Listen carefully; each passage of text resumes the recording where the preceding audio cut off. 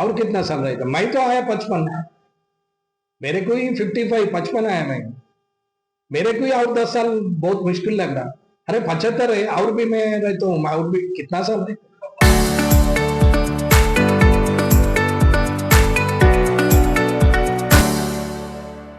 रहे भी क्या करते, आधा कब्जा कर देते। ప్రోటోకాల్ నేను మళ్ళీ మీ ద్వారా చెప్తున్నాను, 100% కామారెడ్డి అభివృద్ధికి నిధులు తెస్తా అంటే 2022-23 శాంక్షన్లు కాకుండా 2023 డిసెంబర్ 2వ తారీఖు నుంచి 3వ తారీఖు నుంచి ఇయ్యాలటి వరకు ఎన్ని ప్రొసీడింగ్ తెచ్చిండో చూపెట్టమను. నేను ఏదంటే అది చెప్తా. నిజామాబాద్ వదిలేసి నిజామాబాద్ పోను, నాది కామారెడ్డి, నేను కామారెడ్డిలోనే ఉంటా. మళ్ళొకసారి రేవంత్ రెడ్డి వచ్చినా నేను రేవంత్ రెడ్డిని గెలిపించుకుంటా, కానీ కామారెడ్డి విడిచిపెట్టి ఇంకో దగ్గరికి పోనని మాట ఇవ్వమన్నది. రేపటి నుంచి ప్రోటోకాల్ లేదు, ఏం లేదు. भाई साहब आप 75 हैं, हम 55 हैं, आप आगे जाओ, हम पीछे आते हैं చెప్పేసి.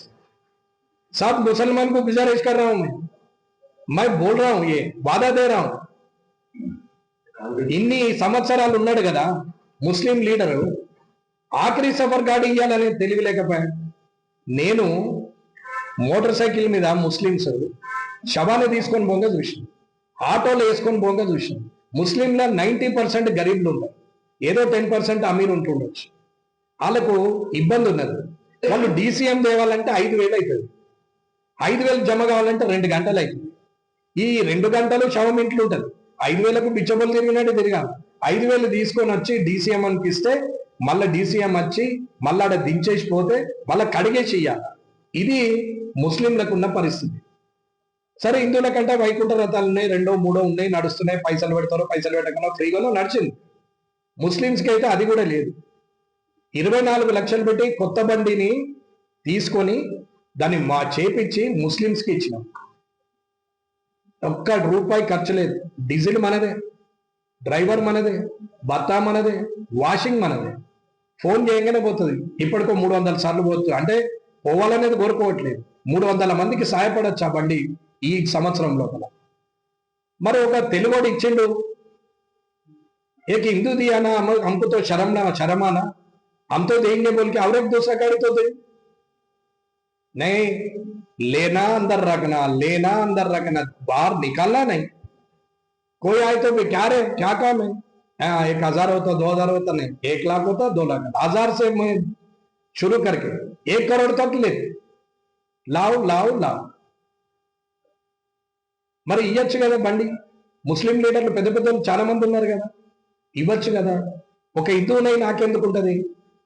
ఈ 2 సంవత్సరాలు ఎక్కడైనా హిందూ ముస్లిం లొల్లైందా? ఎక్కడైనా ముస్లింని ఎవరన్నా బెదిరించిరా? ఎక్కడన్నా ముస్లిం మీద నేను కామెంట్ చేసిన, లేకపోతే ముస్లింస్ వచ్చి హిందువుల దగ్గర గొడవ చేసిందా? ఎంత బ్యాలెన్స్ మెయింటైన్ చేసి ఉంటాం? ఎక్కడైనా ఇది వచ్చిందా? हम माइनॉरिटी माइनॉरिटी में, अरे नियम 75 साल నువ్వు మైనారిటీ, 10 साल మంత్రివి, 35 సార్లు ఓడిపోతుంది.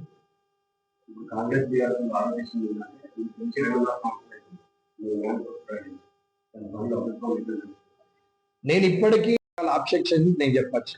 ప్రభుత్వ సలహాదారుకు ప్రోటోకాల్ ఉండదు. ప్రభుత్వ సలహాదారు జీతము 1,00,000.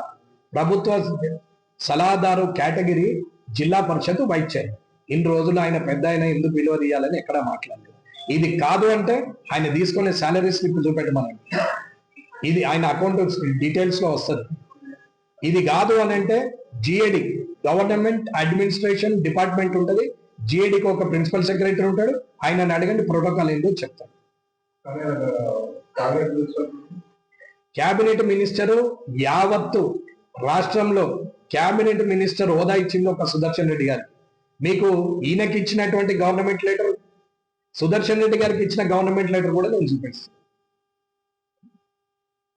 ఆయనకు ఐఏఎస్లను ఇచ్చారు, ఆయనకు ప్రోటోకాల్ ఇచ్చారు, ఆయనకు ప్రోటోకాల్ వెహికల్ ఉంటుంది, ఆయనకు ఎస్కాట్ ఉంటుంది సుదర్శన్ రెడ్డి గారికి. ఇది క్యాబినెట్ ర్యాంక్ అంటే అది. ఆయనకు సైల్యూట్ ఇస్తారు దిగంగానే, అది క్యాబినెట్ ర్యాంక్. మరి ఈయనకేమి ఇచ్చింది? 30 ఏళ్ల నుంచి ఏం చేసి, ఎంత అభివృద్ధి చేసిండు?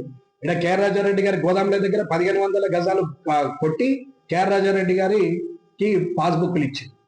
ఈడ 100 ఎకరాలు ఉంటే ఇంకొకరిని పెట్టి ఆడ బెదిరించి అది ఖతం చేసింది. ఇప్పుడు ఈడ అంగూరు తోట కాడ మళ్ళా కొనుక్కొని ఆయన నిలబెట్టి ఆడ మన 6 నెంబర్ పక్కకు రోడ్డు మీద అదొక భూమి ఏడ కబ్జా చేయాలి, అపార్ట్మెంట్లు కాలేవా సాయిబాబా గుడి దగ్గర, అది కబ్జా కాదా, అడ్లో ఉన్నది కదా భూమి, గౌతమ్ మోడల్ స్కూల్ అది క్రిస్టియన్ వాళ్ళది కదా. ఇవన్నీ ఏమిటికి మాట్లాడితే ఈ 2 ఏళ్ల నుంచి 7 ఏళ్ళు పెడతామన్న సంద అయితే లేదు. గతంలో అంటే పాత కొత్త మనం నాకు చారానా నీకు బారానా, పవర్లో ఉన్నోనికి బారానా, పవర్లో నేను చారానా, ఇది అండర్స్టాండింగ్ ఉండేది. ఇప్పుడు బారాన లేదు చారాన లేదు, పాపం పరేషాన్ కాదా. ఏం ప్రోటోకాల్, కబ్జాకు ప్రోటోకాల్, దేనికి ప్రోటోకాల్ కావాలా? నీకు ప్రోటోకాల్ ఉంటే ఉండు, సరే నేను ఇప్పటికి ఒప్పుకుంటానా, మీ పాత్రికేయులకు చలో నేను మాట ఇస్తున్నా, నిజామాబాద్ వదిలేయమనండి, నిజామాబాద్ నాకు సంబంధం లేదు, నేను కామారెడ్డి నేను ఉంటానండి, 100% నేను ఆయన వయసుకు గౌరవం ఇచ్చి, ప్రోటోకాల్ లేదు ఆయనకు, మళ్ళీ చెప్తున్నా, ఆయన వయసుకు గౌరవం ఇచ్చి నేను ఖచ్చితంగా ఆయనతో పాటు వేదిక మీద పాల్గొనకపోతే నేను రమణారెడ్డి కాదు, ఆయన నిజామాబాద్ వదిలేయమని. అత్తగారి ఇల్లు ఆయనదేనట, అమ్మగారి ఇల్లు ఆయనది, ఇంత కూడా ఆయన్నే, కొడుకు ఆయన్ని. ఎల్లారెడ్డి పోతుంది, ఏడాదన్ని ఎల్లగొట్టిరో తెలుసుకో, ఇక నేను పేరు చెప్పదలుచుకోండి. కామారెడ్డి పోతుంది, ఏడాదన్ని ఎల్లగొట్టి కూడా ఎన్నడూ కూడా ఒక్కళ్ళ దగ్గర 1 రూపాయి ఈ 2 సంవత్సరాలు తీసుకున్నట్టు మీరు చెప్తే నేను రేపు రాజీనామా చేస్తాను చెప్తాను. నిజామాబాద్ నాకు సంబంధం లేదు, నేను కామారెడ్డి నేను ఉంటానండి, 100% నేను ఆయన వయసుకు గౌరవం ఇచ్చి, ప్రోటోకాల్ లేదు ఆయనకు, మళ్ళీ చెప్తున్నా, ఆయన వయసుకు గౌరవం ఇచ్చి నేను ఖచ్చితంగా ఆయనతో పాటు వేదిక మీద పాల్గొనకపోతే నేను రమణారెడ్డి కాదు, ఆయన నిజామాబాద్ వదిలేయమని. అత్తగారి ఇల్లు ఆయనదేనట, అమ్మగారి ఇల్లు ఆయనది, ఇంత కూడా ఆయన్నే, కొడుకు ఆయన్ని. ఎల్లారెడ్డి పోతుంది, ఏడాదన్ని ఎల్లగొట్టిరో తెలుసుకో, ఇక నేను పేరు చెప్పదలుచుకోండి. కామారెడ్డి పోతుంది, ఏడాదన్ని ఎల్లగొట్టిరో తెలుసుకో, ఈడ ఇప్పటికి 7 సార్లు కొట్టింది, అయినా నేనే అని పడుతుంది. ఇదేం పద్ధతి పడైంది? అన్ని కుల సంఘాలకు, గుళ్లకు, దానికి దీనికి ఇచ్చిన, ఈవెన్ ముస్లిం పీర్లు నిలబెట్టేది ఇచ్చినాం, మసీదులకు ఇచ్చినాం, కాంపౌండ్ వాళ్ళకు కూడా ఇచ్చినాం, పర్దిపేట, దోమకొండ, కామారెడ్డి, రాజన్పేట్, కావాలంటే ముస్లింస్ అడగండి, వర్కులు స్టార్ట్ చేస్తా అని చెప్పినాం. 2వసారి వచ్చింది వాళ్ళు, ఫస్ట్ టైం కాదు. నేను గెలవక ముందు చెప్పలేదు వాళ్ళకి, మొన్న 2-3 months ముందు వచ్చింది ఇవి ముస్లింస్, అంతకుముందు వచ్చినాయి 100% వర్కులు కంప్లీట్ అయింది. నేను నా భూములు అమ్ముకొని నా సొంత పైసలతో చేసిన. రేపు కల్లాలు కానీ, హాస్పిటల్ కానీ, స్కూళ్ళు కానీ నేను 150 కోట్లు పెట్టి చేస్తా అని చెప్పింది. కల్లాలకు భూములు కావాలని ప్రభుత్వానికి ఇప్పటికి 3 లెటర్లు పెట్టినా, 3 సార్లు కలెక్టర్కి పెట్టినా, సీఎంకి పెట్టినా, CCLA కమిషనర్కి పెట్టినా, రెవెన్యూ మినిస్టర్కి పెట్టినా, నా దగ్గర ఆధారాలతో సహా, ఇన్వర్ట్ నంబర్తో సహా ఇప్పటికీ రిప్లై ఇవ్వలేదు. భూములు ఎక్కడైతే అసైన్మెంట్ గవర్నమెంట్ భూములు ఉంటాయో అక్కడ వాళ్ళు అలొకేషన్ ఇస్తే మనం బోర్ వేయచ్చు, ట్రాన్స్ఫార్మర్ కనెక్షన్ ఇస్తారు, కరెంట్ కనెక్షన్ ఇస్తారు. అసైన్మెంట్ భూములకు పర్మిషన్ లేకుండా వేస్తే కరెంట్ వాళ్ళు పర్మిషన్ ఇవ్వరు, కనెక్షన్ ఇవ్వరు. దీనికి నిదర్శనం మీకు వైకుంఠధామం, ఇప్పటిదాకా కట్టినాయి వైకుంఠధామాలు, అట్లాగే మన గార్బేజ్ డంపింగ్ యార్డ్, క్రీడా ప్రాంగణము, అట్లాగే కోతుల వనము, అట్లాగే మన మన స్లాట్ హౌసెస్, ఇవి ఎక్కడైతే కట్టిరో అక్కడ ఇప్పటికీ మీటర్ కనెక్షన్ లేదు. మీరు కావాలంటే గ్రామాలలో పోండి, చీకటి అయితే కథం, బిజిలీలు పట్టుకుని వాళ్ళ వల్ల. ఇది మీరు గమనించాలి. ఇది ప్రొసీజర్, వేయడం 2 నిమిషాలు, మెయింటెనెన్స్ అనేది. బర్రె కొనడం ఎంతసేపు, అసలు కారు కొనడం ఎంతసేపు అన్నా, ఈఎంఐ కట్టుడు కష్టంగా, కారుది ఎంతసేపు, గంటలు కొనుక్కరావచ్చు, 2 అప్పడిగితే కారు వస్తుంది, కానీ నెల ఒన్ని అడుగుతాం. ఇది సమస్య. ఇక స్కూళ్ళు ఏదైతే అవి కట్టాలన్నామో దానికి కూడా ల్యాండ్ అడిగింది, ఇప్పటివరకు ఇవ్వలేదు. ఓకే, ఇవ్వకుండా నా సొంత దాంతో నేస్తాను, ఇప్పటికి కూడా ఛాలెంజ్ చెప్తున్నా, నేను చేస్తాను 100%. కానీ నువ్వోడి అడగనికి నా సొంత పైసా, అదే నీకేం హక్కు ఉంది? నేను గెలిస్తే నా సొంత డబ్బుతో చేస్తా అన్నా. ఇప్పటికీ బుక్కులు ఉన్నాయి ఇళ్ళల్లో, నా దగ్గర ఇంకా ఉన్నది ఓ బుక్, నేను మంచమంటే మళ్ళా వంచుతో కాపీలు తీసి అలా నా సొంత డబ్బుతో చేస్తా అన్నా, కానీ ప్రభుత్వం ద్వారా చేస్తా అని చెప్పలేదు. నా సొంత డబ్బులు నువ్వెవరు అడగనికి? చుట్టం సూపు కాస్తే తిన్నావా అని అడుగుతాను, కానీ రోజు కింటాల కొద్ది బియ్యం అయితే పంపావు కదా. నువ్వెవడివి? నువ్వేమన్నా పెట్టినా పోనీ నీ చేతితో ఒక 1000 రూపాయల వరకన్నా ఇచ్చిందా? మీరు ప్రొసీడింగ్లు ఇచ్చిన లీడర్లు, మీరు 5 లక్షలు, 3 లక్షలు, 4 లక్షలు, 10 లక్షలు ప్రొసీడింగ్లు ఇచ్చారు. కానీ ఎన్నడే గుడికైనా, ఏ సంఘంకైనా, ఏ కులంకైనా, ఏ మతంకైనా మీరు డబ్బులు ఇచ్చిరా చేతి నుంచి, మీ సొంత డబ్బులు? ఇస్తే చూపెట్టండి. కానీ నేను ఇంత డబ్బు ఇంత పని చేసినా అని చెప్తున్నా, ఇప్పటిదాకా లిస్ట్ ఇచ్చిన. కానీ ఇందులో నుంచి ఎన్నడూ కూడా ఎవరు వచ్చినా గవర్నమెంట్ ప్రొసీడింగ్ మీకు రాదు, నేను అయితే సంతదిస్తా కానీ గవర్నమెంట్ ప్రొసీడింగ్ ఇవ్వాలని చెప్పి. ఇది ప్రజల పైసలు ప్రజలకు చెందాలి కానీ కులాలకు మతాలకు చెందాల్సిన అవసరం లేదు. కులంకు మతంకు చేయాలనుకుంటే సొంతగా చేస్తాను, నేను సొంతగా చేస్తాను. ఇవాళ మీరు ఇచ్చిన మాట మీద నిలబడలేరంటే నువ్వేమి ఇచ్చినావు? యాడికి తులం బంగారం? ఇప్పుడు మరి తులం బంగారం ఈ అనకనే కదా, వంకర మాట్లాడకనే. నేను వంకర మాట్లాడితే ఫాలోవర్స్ బాగా పెరుగుతారు, పద్ధతిగా మాట్లాడితే ఇట్లా చూసి స్క్రోల్ చేస్తారు. తులం బంగారం ఇప్పుడు 3 లక్షలు అవుతుందట ఇంకొక నెల. ఇప్పుడు అయితే 1.85 2 అయింది. ఈ తులం నేను దగ్గర షాది ముబారక్ కళ్యాణ లక్ష్మి వంచిన మొదటి నుంచి దేవనే చెప్పిన మా అమ్మ బంగారం ఇచ్చుడు కాదు తల్లి, అదే అట్లా అన్నారు. బంగారం పెరుగుతా ఉన్నది కాని పని అని దేవనే చెప్పిన. నేను గెలిచినప్పుడు 60,000 ఆడికెళ్ళి పెరుక్కుంటూనే వచ్చింది.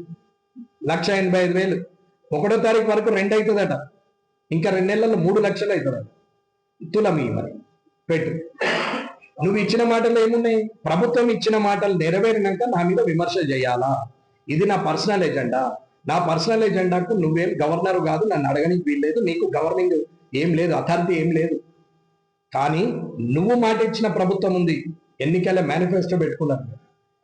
పెట్టిన దాంట్లో మీరు మా ప్రభుత్వం వస్తే ఇది చేస్తామన్నారు.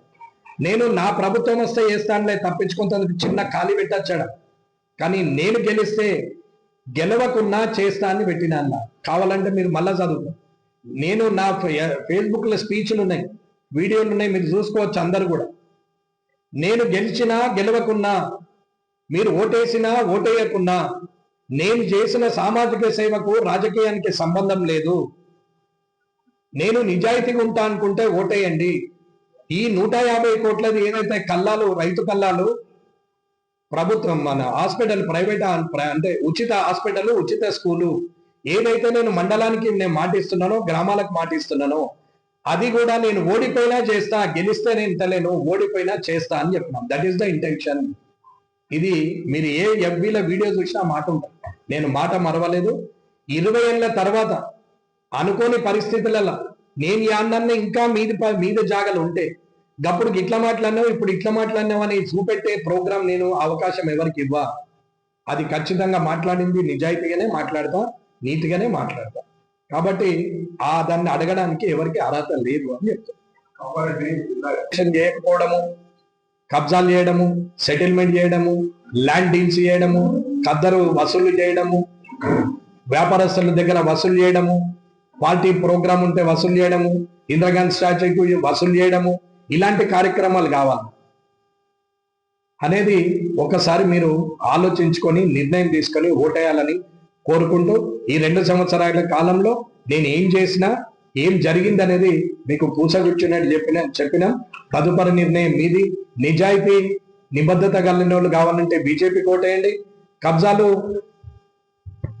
బెదిరింపులు కావాలనుకుంటే వేరే పార్టీకి ఓటేయచ్చు అని చెప్పి తెలియజేసుకుంటూ ముగిస్తున్నాం. నేను ఎన్నికైన తర్వాత ప్రభుత్వం ద్వారా రావాల్సిన డబ్బులు కానీ, ప్రజల ద్వారా రావాల్సిన డబ్బులను అన్నిటినీ తీసుకొని ఇప్పుడు ఒక 30 కోట్ల భారాన్ని తగ్గించి 40 కోట్ల అప్పుగా మున్సిపల్ ఉంది.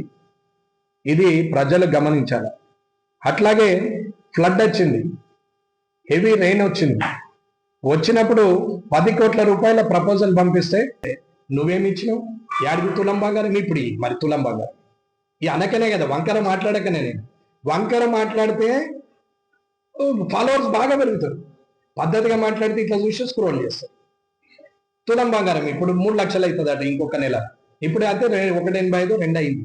ఈ తులం నేను దగ్గర షాది ముబారక్ కళ్యాణ లక్ష్మి వంచిన మొదటి నుంచి దేవనే చెప్పిన మా అమ్మ బంగారం ఇచ్చుడు కాదు తల్లి, అదే అట్లా అన్నారు. బంగారం పెరుగుతా ఉన్నది కాని పని అని దేవనే చెప్పిన.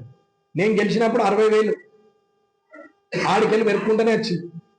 1,85,000 1వ తారీఖు వరకు 2 అవుతుందట, ఇంకా 2 నెలల్లో 3 లక్షలు అవుతుందట.